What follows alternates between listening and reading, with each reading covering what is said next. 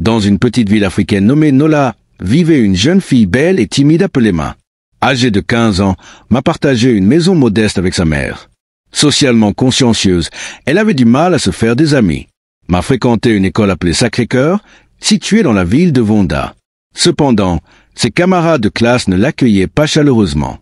Ils la découvraient étrangement, démodée, et se demandaient pourquoi une fille comme elle était inscrite dans leur école. Personne ne voulait partager un bureau avec elle, tant son apparence leur semblait ridicule. Les regards de dégoût et les moqueries étaient monnaie courante, rendant Ma impopulaire et souvent victime d'intimidation, particulièrement de la part d'une fille nommée Tina et de ses amis. Ma était extrêmement timide et maladroite en société. Les rares fois où elle parlait aux garçons, c'était uniquement pour discuter des devoirs scolaires, et même alors, il l'ignorait ou la coupait pour parler à quelqu'un d'autre. Ma était une cible facile. Elle ne se défendait pas, portait des lunettes et une uniforme trop longue, ce qui accentuait sa timidité. Tout le monde savait qu'il pouvait se moquer d'elle sans qu'elle ne réagisse, et beaucoup en profitaient, la constituant comme une fille ridicule. Heureusement, Ma avait une meilleure amie, Sophia, qui partageait des traits de personnalité similaires. Malgré les épreuves, elles se soutenaient mutuellement. Ma avait un faible pour un garçon populaire et séduisant nommé Gam, qui se trouvait être le petit ami de Tina. Un lundi matin, en se rendant en classe, Ma aperçut Tina et Gam en train de s'embrasser. Dans son imagination, elle se voyait à la place de Tina, fondant à chaque regard posé sur Gam. Mais ce jour-là, la réalité la frappa. Gam ne savait même pas qu'elle existait. Cette vision la bouleversa. Ce même jour, Ma affronta Gam lors d'un débat scolaire. Gam, bien sûr de lui, captivait l'audience avec ses opinions tranchées, tandis que Ma, lorsqu'elle prit la parole, déclencha les rires moqueurs de toute la classe. Humiliée, elle s'enfuit sous les quillets. Un autre jour, un camarade nommé Josh, un garçon de petite taille qui cherchait à prouver ses qualités, décidait de harceler Ma. Elle tente de l'ignorer, mais Josh insiste pour copier ses devoirs. Ma refusait fermement. « Gam, nous avons tous appris la même chose, et nous avons tous un cerveau. Écris toi-même. » Furieux, Josh la menace pendant tout le cours, promettant de s'en prendre à elle. Après la classe, alors que Ma rangeait ses livres dans son casier, Josh la confronta dans un couloir.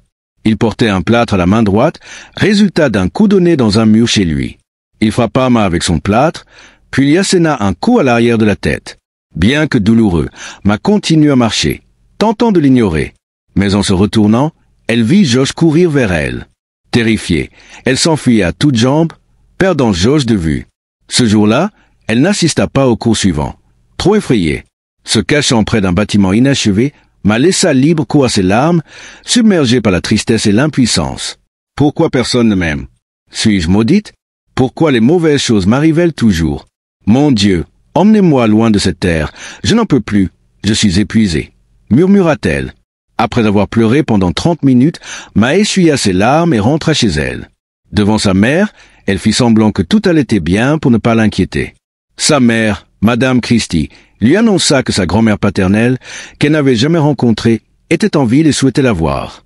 Perplexe, Ma se demanda pourquoi cette grand-mère voulait soudainement la rencontrer après des années de silence. « J'espère qu'il n'y a rien de grave, j'ai déjà vécu assez de choses aujourd'hui. » pensa-t-elle.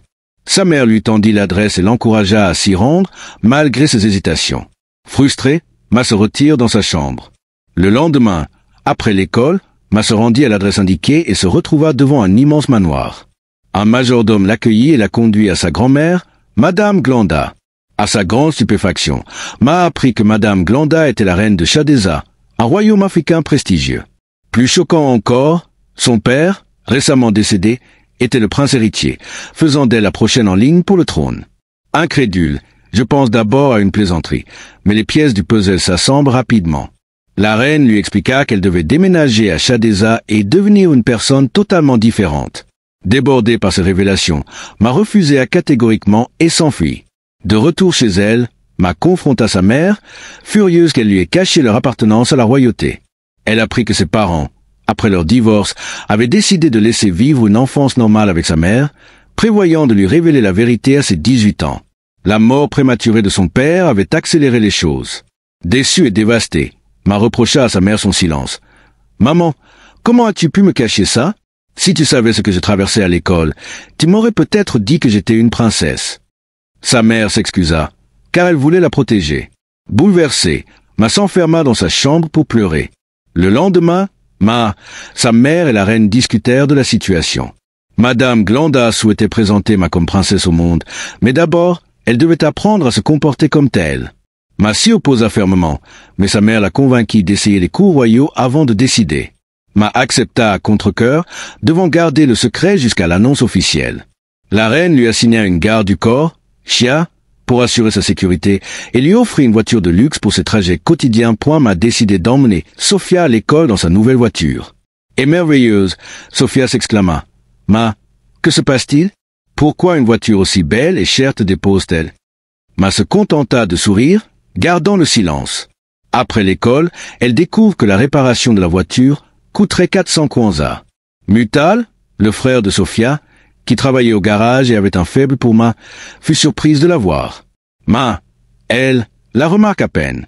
Lors de sa première leçon de princesse au manoir, la reine critiqua l'apparence de et ordonna des changements. Posture, hygiène, étiquette. Apprit les danses royales, les manières à table et la présentation personnelle.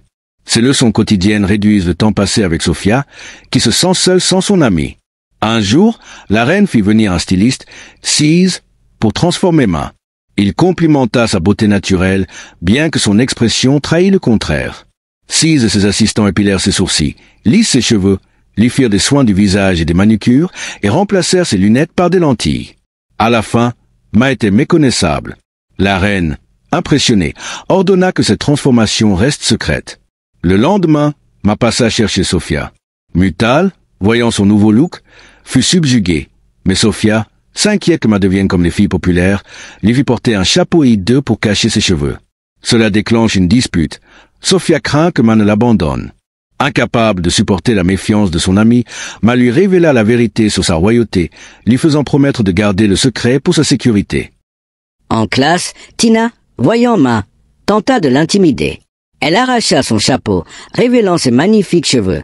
La classe entière, stupéfaite, admire la chevelure de qui scintillait comme une cascade de soleil. Embarrassée, tenta de se couvrir, mais les chuchotements emplirent la salle. Le lendemain, Mutal invita à un concert où il devait se produire, mais elle accepte indiscrètement, préoccupée par sa nouvelle vie. Soudain, des journalistes envahirent l'école, posant des questions sur sa prétendue royauté. Le secret avait été fini. Croyant Sophia responsable, la confronta, mais Sophia jura n'avoir rien dit. La situation se dégénéra et la reine se rend à l'école pour enquêter. Après enquête, elle a découvert que Mutal, le styliste, avait vendu l'information aux médias pour se faire connaître. Furieuse, elle le licencia sur le champ. Une fois le calme revenu, la reine organise un dîner royal pour présenter des dignitaires. Mais la soirée tourne au désastre. Altérant le feu à la manche d'un invité, renversa des fruits sur les convives et sema la pagaille. Humiliée, elle pense qu'elle ne méritait pas d'être princesse. À sa surprise, la reine ne la réprimanda pas. Au contraire, elle annula ses rendez-vous pour passer une journée avec elle. Elles visitèrent une fête foraine, jouèrent à des jeux, prirent des photos et dégustèrent des hot dogs. Sur le chemin du retour, conduit, mais les freins lâchèrent et elle percuta un char célèbre de Shadeza. La reine, avec son éloquence, convainquit la police de les laisser partir, impressionnante À l'école, est devenue une célébrité. Même Tina fit semblant d'être son amie pour attirer l'attention des médias. Gam, son ancien béguin, l'invita à une fête sur la plage et ébloui par ses sentiments, accepte. Sa mère l'avertit que Gam ne s'intéresse à elle que depuis qu'il connaît sa royauté, mais amoureuse, ignore ses conseils. À la fête, tout se passe bien jusqu'à ce que des journalistes surgissent. Gam tenta de l'embrasser pour attirer l'attention, mais méfiante, se dégagea. Tina et ses amis la piégèrent, l'incitant à se changer dans une tente où des paparazzis la photographent en serviette. Les photos firent scandale, et humiliée, rentra chez elle en pleurs. Les gros titres exagèrent la dépeignir comme une princesse frivole, bouleversant la reine. Malgré tout, la reine invite à une autre soirée royale, lui offrant une chance de se racheter. La remercia pour sa patience, touchée par son soutien. Cependant, la reine commença à douter de la capacité de à assumer son rôle à chaque événement tournant au chaos. Après discussion avec son assistant, Joe, qui jugeait trop immature, la reine décida de lui accorder une dernière chance, convaincue par sa bonne volonté. À l'école, s'excuse auprès de Sophia pour son comportement, et elles se réconcilièrent. Lors d'un cours de gym, Gam se moqua d'elle, mais lassée des brimades, le défia au basket et gagna, le ridiculisant. Ce soir-là, Mutal, blessé par le rejet de Ma, refusa son invitation à être son cavalier à la soirée royale, suggérant sarcastiquement que Gam serait plus adapté. La reine remet à Ma un journal que son père voulait lui offrir pour ses 16 ans, lui disant combien il l'aimait. Ému, Ma envisagea de fuir, craignant de décevoir tout le monde lors de son discours à la soirée. Mais en lisant une lettre de son père sur le courage, elle changea d'avis. Malheureusement, ce jour-là, une tempête éclata, et sa voiture tombe en panne. Alors qu'elle désespérait, Mutal, touché par une pizza d'excuses envoyée par Ma, vint à son secours. À la soirée, la reine, s'inquiétant de l'absence de Ma, commença le discours. Trempée mais déterminée, Ma arriva et prend la parole. Malgré sa peur, elle se rappela les mots de son père et livra un discours émouvant, se proclamant princesse de Shadéza sous les applaudissements. Couronnée, elle dansa avec Mutal, qui lui avoua ses sentiments. Ils s'embrassèrent et Ma embrassa probablement son rôle de princesse. Cette histoire est un conte de fées moderne captivant, mêlant des éléments classiques, une héroïne modeste découvrant sa royauté, à des thèmes contemporains comme le harcèlement scolaire et l'acceptation de soi. Le parcours de Ma, d'une adolescente timide et ostracisée à une princesse confiante, est inspirant et universel. Les épreuves qu'elle surmonte, intimidation, trahison, pression médiatique, rendent son évolution crédible et émouvante. Les personnages secondaires, comme Sophia, la reine Glanda et Mutal, enrichissent l'histoire, chacun jouant un rôle clé dans la transformation de Ma. La relation entre Ma et sa grand-mère, marquée par des moments de tension et de tendresse, est particulièrement touchante. Cependant, certains éléments, comme la révélation soudaine de la royauté ou les incidents rocambolesques, peuvent sembler exagérés, mais ils s'inscrivent dans la logique d'un conte de fées. En tant que conte, il fonctionne bien grâce à son message d'espoir. Avec du courage et du soutien, on peut surmonter les obstacles et embrasser sa future. Les lecteurs apprécieront l'équilibre entre humour, drame et romance, ainsi que la fin satisfaisante ou ma triomphe de ses insécurités. Qu'en pensez-vous? Avez-vous aimé ce conte? Partagez vos impressions dans les commentaires. À bientôt pour une prochaine histoire. Au revoir.